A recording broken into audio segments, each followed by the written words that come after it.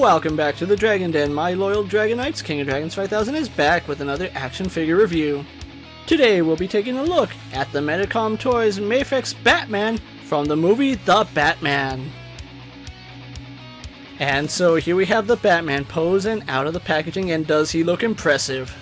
Before we talk about his details, let's run through his accessories. Batman does come with 4 very impressive head sculpts, 2 are masked and 2 are unmasked, as well as an astonishing 9 pairs of hands for various style posing and holding his different weapons. He also comes with 2 chest plates as well as his batarang and a flare, 2 versions of his gauntlets, 2 holsters, one with his grapple gun and one emptied, as well as his grapple gun, his wrist mounted grapple guns, and finally we get the bat cowl. So an impressive set of accessories here with the Batman. So with that out of the way, let's move on to his details. Batman here is looking very impressive, and I love the detail that Mafex put into this figure.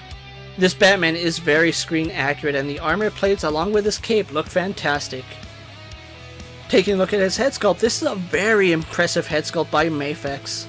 Not only did they capture Robert Pattinson's eyes very well, they actually captured all the detail on the cowl as well. The stoic expression looks fantastic here, and the detailing on the cowl with the seam lines looks incredible. Taking a look at his armor, Mafex did a good job sculpting all the armor attachments to Batman.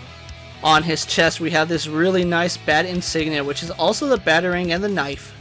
The segmented armor plates look fantastic, and they did a really good job sculpting everything on his armor. Mafex also took the time to sculpt the back of Batman's costume. The shoulder pads are a black piece of plastic which have a lot of nice sculpt work, and the sculpt work on his arms is also fantastic. The dart launchers on his gauntlet look fantastic, and we do have a little computer screen on his left hand. And sculpted into his gauntlets we have his wrist mounted grapple guns. Batman's utility belt is also really nicely detailed with a few pouches here on his left side. We have a road flare and a flashlight on the back of his belt. We have some more pouches on the front of his utility belt, as well as a pair of handcuffs, as well as his hip-mounted grapple gun. The legs on the figure are a bit strange. I don't know why Mafex sculpted the legs the way they did. Rather than sculpting the legs flush, they made it in 2 parts, which does take away the aesthetics of this figure. However, the armor plating is still really impressively sculpted. Mafex has also done a great job sculpting Batman's 2-part boots. We do have some coverings on the top of his calves, and his boots are really nicely sculpted all the way down to the shoelaces. And finally we do have Batman's cape, which is a very beautiful cape. Mafex did go with a 4-way stretch pleather, which works perfectly for the Batman. So overall the details are very strong here on Batman, and the cape is probably one of the best we've ever seen out of Mafex. A little bit of more paint and sculpts would have been nice to see, but overall still a fantastic figure. With his details out of the way, let's get him compared to our usual suspects. Here we have the Batman pose next to Marvel Legends Cyclops and DC Multiverse Superman, Mattel's WWE Elite Series and Mezco's 1/12 Collective Popeye the Sailor Man, the Lightning Collection White Ranger, and the Star Wars Black Series Mandalorian.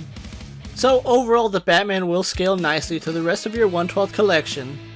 With the comparisons out of the way, let's have a look at his articulation. The Batman has a ball joint in the head and a ball joint in the neck, ball-socketed butterfly joint and ball-socketed shoulders. Arms go out to the side and do a full 360. Bicep swivel and double hinged elbows. Ball hinges in the wrist. Double ball joint in his upper torso and ball jointed lower torso. His legs do kick forward, go back, out to the side, thigh swivel, and ball joint at the hip. Double jointed knees, ball jointed ankles, and finally he has a toe hinge. And then we do get a very well wireframed cape. So overall some pretty good articulation here on the Batman, as well as some questionable parts. The figure still moves as you need it to, so I guess the articulation does work. So with everything said and done about the Batman, let's get him posed for my final thoughts. The Mafex The Batman is very well done, and I think it is a mixed bag here for me. Though the sculpt work on the figure is very sharp and very well done, I can't help but feel like there might be some paint missing on this figure. The Batsuit does seem a little bit too clean, especially because the emblem on his chest does have some scuffs on it. A little bit of paint to show some wear and tear on this suit would have been a nice touch here for Mafex. As far as his articulation goes, it works for the upper body. But then we do get to the hips, and they did design his hips like Iron Man's, which is very questionable. Making his hips one piece would have done much better for the sculpt and would have functioned better than what we have here.